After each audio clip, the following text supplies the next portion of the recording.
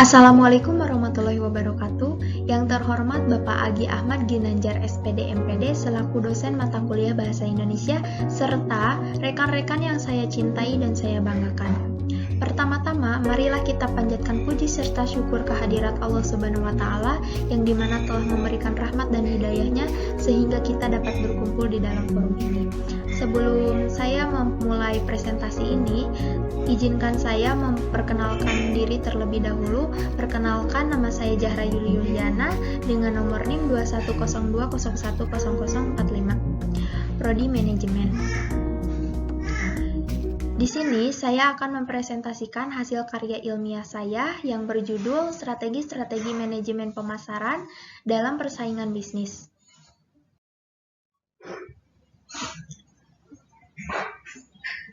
Materi yang akan dibahas di dalam presentasi ini, saya akan membahas satu, pengertian manajemen pemasaran menurut para ahli. Yang kedua, saya akan menjelaskan pengertian strategi menurut para ahli. Yang ketiga, pengertian persaingan dan bisnis menurut para ahli. Di dalam manajemen pemasaran, saya mengutip 3 kutipan. Yang pertama menurut Kotler dan Keller pada tahun 2012. Yang kedua menurut Boyd, Walker, Lawrence. Yang ketiga saya mengambil dari Philip Kotler atau Armstrong.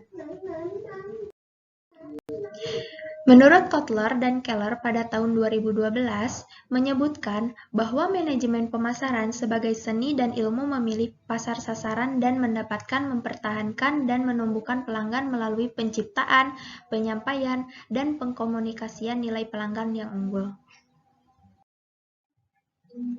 Yang kedua, menurut Philip Kotler atau Armstrong, manajemen pemasaran ialah analisis, perencanaan, pelaksanaan, serta pengendalian atas program yang dirancang untuk menciptakan, membangun, serta mempertahankan pertukaran yang menguntungkan dengan pembeli sasaran dengan maksud untuk mencapai sasaran organisasi. Yang ketiga, menurut Boyd, Walker, Lawrence, manajemen pemasaran merupakan suatu proses analisis, perencanaan, implementasi, koordinasi, serta pengendalian program pemasaran yang meliputi dari kebijakan produk, harga, promosi, serta distribusi dari produk, jasa, dan ide yang dapat ditawarkan untuk menciptakan serta meningkatkan pertukaran manfaat dengan pasar sasaran dalam upaya pencapaian tujuan organisasi. Dapat disimpulkan dari ketiga pendapat yang saya jelaskan barusan bahwasannya manajemen pemasaran mempunyai fungsi sebagai perencanaan dan pengendalian atas program pemasaran, serta bertujuan untuk memilih sasaran pasar dan pencapaian suatu organisasi. Pendapat strategi menurut para ahli. Saya mengutip 2 kutipan. Yang pertama menurut Hussein Umar 2003, yang kedua menurut Steiner dan Miner yang dikutip oleh Yosal Iriantara 2004. Menurut Hussein Umar 2003, strategi didefinisikan sebagai suatu proses penentuan rencana para pemimpin puncak yang berfokus pada tujuan jangka panjang organisasi disertai penyusunan suatu cara atau bagaimana agar tujuan tersebut dapat dicapai.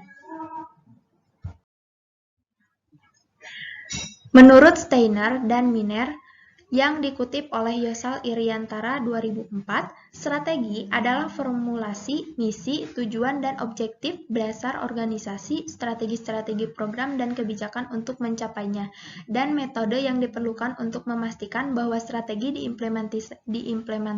diimplementasikan untuk mencapai tujuan-tujuan organisasi. Dapat disimpulkan dari kedua pendapat yang barusan saya jelaskan bahwasannya strategi merupakan suatu proses yang dimana terdapat kebijakan untuk mencapai tujuan perlu dilakukan dengan mengimplementasikan untuk mencapai tujuan organisasi. Serta strategi berperan sebagai penentuan perencanaan yang berfokus pada tujuan jangka panjang organisasi. Materi yang ketiga, persaingan dan bisnis menurut para ahli. Saya mengambil 3 kutipan. Yang pertama menurut Sukirno 2010, yang kedua menurut Dr. Rainer Adam 2006, yang ketiga menurut Madora 2010. Pendapat menurut Sukirno, 2010, bisnis adalah kegiatan untuk memperoleh keuntungan. Semua orang atau individu maupun kelompok melakukan kegiatan bisnis pastinya untuk mencari suatu profit atau keuntungan agar kebutuhan hidupnya terpenuhi. Tidak ada orang yang melakukan bisnis untuk mencari kerugian. Pendapat Dr. Rainer Adam 2006 mengenai persaingan, bahwasannya persaingan adalah suatu mekanisme yang efektif dan efisien yang bertujuan untuk menemukan solusi-solusi baru atas masalah-masalah baru dan tantangan-tantangan baru yang selalu muncul dalam dunia ekonomi atau dunia bisnis. Bisnis menurut Madura 2010, bahwasannya mengungkapkan bahwa bisnis adalah suatu badan yang diciptakan untuk menghasilkan produk, barang, dan jasa kepada pelanggan. Setiap bisnis mengadakan transaksi dengan orang-orang. Orang-orang itu menanggung akibat karena bisnis tersebut.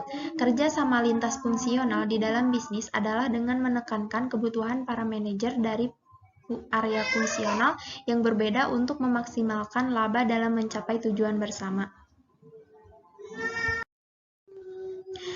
Dapat disimpulkan dari ketiga pendapat yang saya jelaskan barusan bahwasannya persaingan merupakan suatu kompetisi atau target untuk mencapai suatu keinginan yang bertujuan untuk mempertahankan atau meningkatkan jumlah pelanggan, produk maupun jasa. Sedangkan kesimpulan dari arti bisnis yaitu suatu organisasi yang menjalankan suatu usaha yang bertujuan untuk mendapatkan laba atau profit yang diinginkan.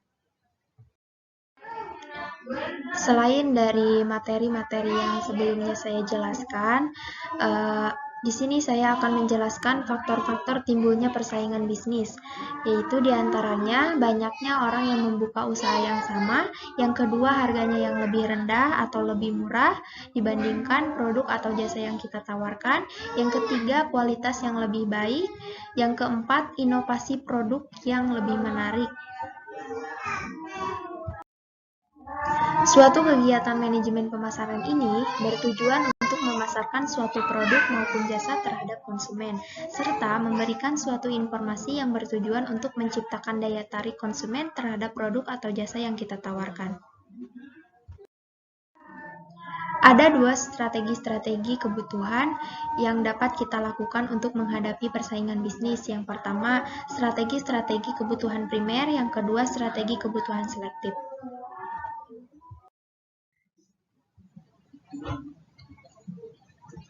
Beberapa strategi-strategi kebutuhan primer. Yang kesatu ada strategi menarik pelanggan baru atau bukan pelanggan, yang dimana perusahaan berperan untuk meningkatkan kesediaan produk dan kemampuan untuk menarik pelanggan baru agar tertarik terhadap produk maupun jasa yang kita tawarkan. Yang kedua, strategi menaikkan tingkat pembelian pelanggan, yang dimana dalam strategi ini perusahaan berperan untuk mengarahkan strategi pemasarannya pada kesediaan konsumen untuk lebih sering membeli atau more often, atau dalam volume pembelian yang lebih banyak atau bisa disebut more volume. Ada dua strategi kebutuhan selektif, yaitu yang kesatu strategi mempertahankan pelanggan dengan melakukan satu meningkatkan kepuasan pelanggan, yang kedua memasarkan harga yang sesuai dengan harga pasar sekitar, yang ketiga meningkatkan kualitas produk agar pelanggan tidak beralih ke pesaing. Yang kedua, strategi menjaring pelanggan dengan memposisikan usaha yang berhadapan dengan usaha lain, yang kedua posisi tempat usaha yang berbeda.